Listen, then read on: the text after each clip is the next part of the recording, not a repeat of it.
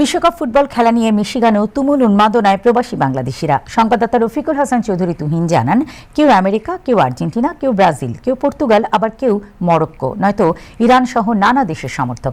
এসব প্রবাসী প্রতিদিনই সুযোগ বুঝে একটা না একটা খেলা দেখছেন নানাভাবে। বাড়ি, গ্রসারি, রেস্টুরেন্ট কিংবা অন্য যে কোনো প্রতিষ্ঠান, শপিং মল, বেসরকারি প্রতিষ্ঠানগুলোতে টিভি বা বিশাল মনিটরে এবারের বিশ্বকাপ ফুটবল খেলা উপভোগ করছেন তারা। তেমনি খেলা দেখে বিজয়ী দলের সমর্থকরা আনন্দ উচ্ছ্বাসে মেতে ওঠেন। তবে খেলা চলাকালে বিশেষ বিশেষ মুহূর্তগুলো আসলেই প্রবাসী দর্শকদের হৈহুল্লোর হর্ষধ্বনি যেন সকলের হৃদয়ে এক আনন্দ অনুভূতির বার্তা দেয়। তবে আর্জেন্টিনার আলোচিত খেলোয়াড় মেসি এবারের বিশ্বকাপে হ্যাটট্রিক করায় মূলত তাকে ঘিরেই মিশিগান টক অব দ্য স্টেটে পরিণত।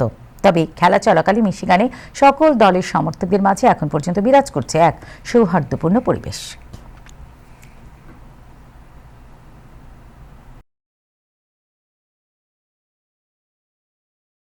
সেনেগাল এবং ফ্রান্স, সেনেগালের খেলা খুবই ভালো হয়েছে, যদিও তারা জিততে পারে নাই।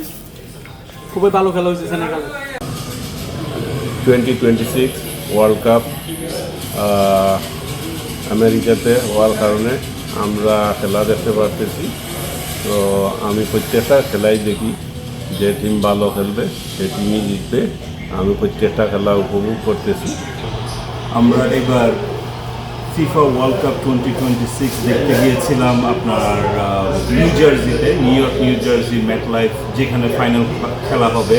ব্রাজিল আর মরক্কোর খেলাটা দেখতে গিয়েছিলাম লাইভ, অনুভূতিটা অন্যরকম। এবার মনে হচ্ছে 26-এর এই ওয়ার্ল্ড কাপে সবাই অনেক মুখরিত এই খেলা দেখার জন্য।